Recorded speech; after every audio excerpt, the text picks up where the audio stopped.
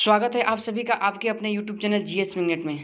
तो आज के इस वीडियो में हम लोग फाइनली क्लास 10th के लिए जो भी छात्र एवं छात्राएं 2023 में बिहार बोर्ड परीक्षा देने वाले हैं उन सभी के लिए यह वीडियो काफ़ी हेल्पफुल रहने वाला है और वह चाहते हैं कि बोर्ड एग्जाम से मैं अच्छा मार्क्स ला सकूं, अच्छा स्कोर कर सकूं। तो उन सभी छात्र एवं छात्राएं के लिए यह वीडियो काफ़ी महत्वपूर्ण रहने वाला है, क्योंकि अब आपका बिहार बोर्ड परीक्षा काफ़ी नियरेस्ट है। तो आज के इस सेशन में हम लोग क्या करेंगे, जो आपका ज्योग्राफी है यानी कि जो आपका ज्योग्राफी है, पढ़े होंगे ज्योग्राफी में जो खंड क है और खंड क में हम लोग को पढ़ना होता है भारत यानी कि संसाधन एवं उपयोग। तो इसके जितना भी वन लाइनर क्वेश्चन इंपॉर्टेंट है इस वीडियो में हम लोग उस सारे क्वेश्चन को रिवीजन करने वाले हैं और यह सेशन आपका रिवीजन सेशन रहने वाला है। चलिए तो वीडियो को स्टार्ट करते हैं। देखिए, इसके पहले मैं बताऊं तो आप लोग संसाधन के बारे में पढ़े होंगे। संसाधन होता क्या है, तो मानव जीवन में उपयोग आने वाली वस्तुएं क्या कहलाती है, संसाधन कहलाती है। अर्थात मानवीय आवश्यकताओं के पूरा करने वाले जितना भी वस्तु है, चाहे वह सजीव है चाहे निर्जीव है, सभी क्या है, संसाधन है। जैसे अगर बात किया जाए तो जल हम लोग पीने के युग में वगैरह वगैरह बहुत सारे काम में करते हैं, ठीक है। तो जल संसाधन है, पेड़ पौधे संसाधन है, खुद एक मानव भी क्या है, एक संसाधन है। आपका फोन भी क्या है, एक संसाधन है। आपके पास जो किताब है वह भी क्या है, एक संसाधन है, क्योंकि किसी ना किसी तरह से वह आपकी मदद कर रहा है, ठीक है।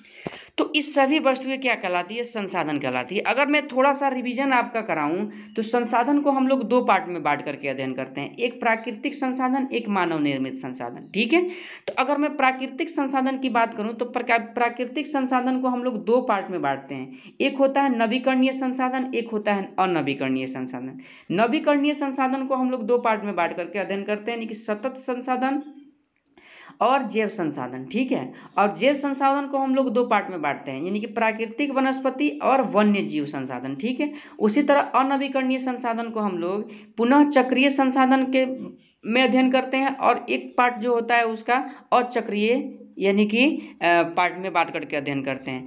अचक्रीय का मतलब ये होता है यानी कि इसके अंतर्गत जितने भी जीवाश्म आते हैं यानी कि आपको पता होगा उसका अध्ययन किया जाता है, ठीक है। और पुनः चक्रीय यानी कि जैसे धातु, पृथ्वी से क्या करते हैं, धातु प्राप्त होते हैं ना, तो इस धातु के बारे में अध्ययन किया जाता है। बात समझ में है, ये सब आप लोग पढ़ लिए होंगे, मैं रिवीजन करा रहा हूँ, बात समझ रहे हैं। अब देखिए, मानव निर्मित संसाधन में अगर मैं आ जाऊं तो मानव निर्मित संसाधन को चार भागों में बांट करके अध्ययन करते हैं, व्यक्तिगत संसाधन, सार्वजनिक संसाधन, राष्ट्रीय संसाधन, अंतर्राष्ट्रीय संसाधन। इन सभी का डिफिनीशन आपको पता होगा अगर आप पढ़े होंगे तो, ठीक है। तो चलिए क्या करते हैं, अपने वीडियो को स्टार्ट करते हैं, आते हैं अपने मुद्दे पर। देखिए, आपका मेन क्वेश्चन, मेन पॉइंट यहाँ से स्टार्ट होने वाला है। फर्स्ट पॉइंट आपसे कह रहा है कि संसाधन के विषय में प्रसिद्ध भूगोलविद जिबरमैन ने कहा था कि संसाधन होते नहीं बनते हैं, यानी कि संसाधन होते नहीं बनते हैं। यह कथन किसका है, तो आप लोग इसका सही जवाब दीजिएगा, जिबरमैन का, ठीक है। अगला पॉइंट को देखिए, कह रहा है कि वर्तमान परिवेश में सेवा को भी संसाधन माना जाता है। सेवा क्या है, यानी कि मोबाइल जो इंटरनेट सेवा है, बैंकिंग सेवा है, यह सभी क्या है, यानी कि एक प्रकार का संसाधन है। अगला पॉइंट का अगर मैं बात करूं तो अगला पॉइंट आपसे देखिए पूछा जा रहा है कि जापान एक ऐसा देश है जो प्राकृतिक संसाधन में अत्यंत विपन्न है किंतु मानव संसाधन के मामले में अत्यंत संपन्न है। यानी कि अगर बात किया जाए कि प्रकार, यानी कि जापान एक जो देश है इसमें प्राकृतिक संसाधन क्या है, सीमित मात्रा में है, यानी कि बहुत कम मात्रा में है। लेकिन अगर पूछा जाए कि मानव संसाधन के मामले में यह क्या है, अत्यंत संपन्न है, यानी कि बहुत ज़्यादा आगे है, ठीक है। चलिए अगला पॉइंट को आप देखिए। अगला पॉइंट का अगर मैं बात करूं तो कह रहा है कि मानव संसाधन के विवेकपूर्ण इस्तेमाल से ही जापान विकसित देशों की श्रेणी में आ गया है। यानी कि आपसे कहा जाए कि जो जापान है ना, वह अपने विवेकपूर्ण क्या करता है, यानी कि संसाधन का इस्तेमाल करता है, जिस वजह से वह क्या है, यानी कि मानव संसाधन के विकास में विश्व भर में अग्रणी है, ठीक है। अगला पॉइंट का अगर मैं बात करूं, ई वाला का, संसाधन किसी भी देश का आर्थिक सामाजिक मेरुदंड होता है। यानी कि संसाधन जो होता है किसी भी देश का क्या होता है, आर्थिक एवं सामाजिक मेरुदंड होता है, ठीक है। अगला पॉइंट का अगर मैं बात करूं तो अगला पॉइंट कह रहा है आपसे उत्पत्ति के आधार पर संसाधन को दो भागों में बांटा गया है, जैसे मैं ऊपर बताए होंगे, जैव संसाधन, अजैव संसाधन। ठीक है, चलिए अगला पॉइंट को देखिए। डिफिनीशन सब लोग आप लोग को याद करना पड़ेगा, इसमें रिवीजन है तो केवल वन लाइनर क्वेश्चन को देखेंगे। ठीक है, अगला पॉइंट कह रहा है कि उपलब्धता के आधार पर प्राकृतिक एवं मानवकृत, यानी कि संसाधन को उपलब्धता के आधार पर जब हम बांटते हैं तो प्राकृतिक संसाधन और मानव निर्मित संसाधन। ठीक है, चलिए अगला देखिए। अगला पॉइंट को देखिए, कह रहा है किसी देश के तट रेखा से 200 किलोमीटर की दूरी तक का क्षेत्र अपवर्जक आर्थिक क्षेत्र कहलाता है। ठीक है, इसको याद रखिएगा, यानी कि अपवर्जक आर्थिक क्षेत्र क्या कहलाता है? समुद्र तट से 200 किलोमीटर की दूरी क्या कहलाता है? अपवर्जक क्षेत्र कहलाता है। अगला पॉइंट का अगर मैं बात करूं तो गुजरात के भू नामक स्थान पर सौर ऊर्जा का आधुनिक उपकरण बड़े स्तर पर लगाए जा रहे हैं। कहाँ लगाया जा रहा है? गुजरात में लगाया जा रहा है। ठीक है, अगला पॉइंट को देखिए, कह रहा है कि संसाधन का नियोजन एवं अत्यंत जटिल प्रक्रिया है, यानी कि संसाधन का नियोजन क्या है? एक अत्यंत जटिल प्रक्रिया है। ठीक है, अगला पॉइंट को आप देखिए, कह रहा है कि संसाधन का विवेकपूर्ण उपयोग ही संसाधन नियोजन कहलाता है। अगर पूछा जाए आपसे संसाधन नियोजन क्या है, तो संसाधन का विवेकपूर्ण उपयोग क्या कहलाता है? संसाधन नियोजन कहलाता है। ठीक है, अगला पॉइंट को देखिए। अगला पॉइंट का अगर मैं बात करूं तो यह कह रहा है कि महात्मा गांधी ने कहा था कि हमारे पास पेट भरने के लिए बहुत कुछ है लेकिन पेटी भरने के लिए कुछ नहीं। तो यह कथन किसका है? यानी कि महात्मा गांधी का है। ठीक है, चलिए अगला पॉइंट को देखिए, कह रहा है मानव एवं तकनीक के शोषणात्मक दोहन प्रवृत्ति डाकुओं की अर्थव्यवस्था कही जाती है। ठीक है, इसको याद रखिएगा। अगला क्वेश्चन की अगर मैं बात करूं तो कह रहा है अगला पॉइंट कि शुमाकर, यानी कि शुमाकर या शुमशेर ने अपनी पुस्तक स्मॉल इज ब्यूटीफुल में गांधी जी के विचारों को क्या किया? प्रकाशित किया। यानी कि गांधी जी के विचारों को किसने प्रकाशित किया? तो शुमाकर ने किया था। किस पुस्तक में? तो स्माइल इज ब्यूटीफुल में। ठीक है, चलिए अगला पॉइंट देखिए, यह काफ़ी इंपॉर्टेंट रहने वाला है, पृथ्वी सम्मेलन, जो काफ़ी बार पूछा गया है, इससे क्वेश्चन बन कर गया है। यानी कि प्रथम पृथ्वी सम्मेलन का अगर बात की जाए तो वर्ष 1992 में रियो डी जेनेरो यानी कि ब्राजील देश में हुआ था। ठीक है, अगर मैं बात करूं द्वितीय पृथ्वी सम्मेलन का तो 1997 में हुआ था, न्यूयॉर्क संयुक्त राज्य अमेरिका में हुआ था। ठीक है, अगर मैं बात करूं तृतीय पृथ्वी सम्मेलन 2002 में जोहान्सबर्ग में हुआ था। कहाँ पड़ता है? यानी कि अफ्रीका में पड़ता है। अगर मैं बात करूं चतुर्थ पृथ्वी सम्मेलन का 2012 में हुआ था, रियो डी जेनेरो ब्राजील में हुआ था। बात समझ में आ रहा है? चलिए अगला पॉइंट को देख लेते हैं। अगला पॉइंट आपसे कह रहा है कि देश का लगभग 30% क्षेत्र पर्वतीय क्षेत्र है, यानी कि देश में कुल पर्वत कितने प्रतिशत क्षेत्र में विस्तार है? 30%। ठीक है, अगला पॉइंट को देखिए। अगला पॉइंट का अगर मैं बात करूं तो कह रहा है कि मृदा निर्माण एक लंबी अवधि में पूर्ण होने वाली जटिल प्रक्रिया है, यानी कि मृदा का निर्माण जो होता है यानी कि एक लंबी अवधि लगता है, और वह कौन सी प्रक्रिया होता है? जटिल प्रक्रिया। ठीक है, अगला पॉइंट को देखिए, कह रहा है कि उत्तर बिहार में बालू प्रधान जलोढ़ मृदा को दियारा क्षेत्र कहा जाता है, यानी कि उत्तर बिहार में जो बालू प्रधान जलोढ़ मृदा है उसे क्या करते हैं? दियारा क्षेत्र कहते हैं। ठीक है, अगला पॉइंट देखिए। अगला पॉइंट कह रहा है कि दियारा मक्का की कृषि के लिए विश्व प्रसिद्ध है, यानी कि दियारा क्षेत्र जो होता है उसमें किस फसल का उपयोग किया जाता है? मक्का का उपयोग किया जाता है। ठीक है, चलिए अगला पॉइंट को देखते हैं। तो चलिए अगला पॉइंट को देखते हैं। तो अगला पॉइंट आपसे कह रहा है कि किसी भी देश में पर्यावरण संतुलित रखने के लिए उनके क्षेत्र के 30% भूभाग पर वन विस्तार वांछित है। चलिए अगला क्वेश्चन देखिए। अगला पॉइंट का मैं बात करूं तो कह रहा है कि मृदा का अपने स्थान से विविध क्रियाओं द्वारा स्थानांतरित होना भूक्षरण कहलाता है। यानी कि भूक्षरण क्या होता है? किसी भी कारण, यानी कि जलवायु कारण हो सकता है या यानी कि गुरुत्वीय कारण हो सकता है, इस सभी कारणों से जब मृदा क्या होता है ये अपने मूल स्थान से उठ करके कुछ दूसरे स्थान पर चला जाता है, क्या होता है? भूक्षरण कहलाता है। ठीक है, अगला पॉइंट को देखिए। अगला पॉइंट आपसे कह रहा है कि विश्व के कुल जल आयतन का 90.5% जल महासागरों में निहित है। ठीक है, अगला पॉइंट देखिए। अगला पॉइंट कह रहा है कि दक्षिणी गोलार्ध को जल गोलार्ध भी कहा जाता है, क्योंकि यहाँ पर क्या है? जल की मात्रा सबसे अधिक है इस गोलार्ध में। ठीक है, अगला पॉइंट देखिए, कह रहा है उत्तरी गोलार्ध स्थल गोलार्ध के नाम से जाना जाता है। दक्षिणी गोलार्ध को जल गोलार्ध और उत्तरी गोलार्ध को क्या हो जाएगा? यानी कि स्थल गोलार्ध। अगला देखिए, बहुउद्देशीय परियोजनाएं स्वतंत्रता प्राप्ति के बाद देश को आर्थिक निर्भरता प्रदान करने में मददगार साबित हुई है। ठीक है, इसको बात को याद रखिएगा। ये इंपॉर्टेंट क्वेश्चन लगाइएगा। नेहरू जी ने बहुउद्देशीय परियोजना को आधुनिक भारत का मंदिर कहा है, इसको इंपॉर्टेंट लगाइएगा। अगला क्वेश्चन देखिए, ये भी इंपॉर्टेंट है।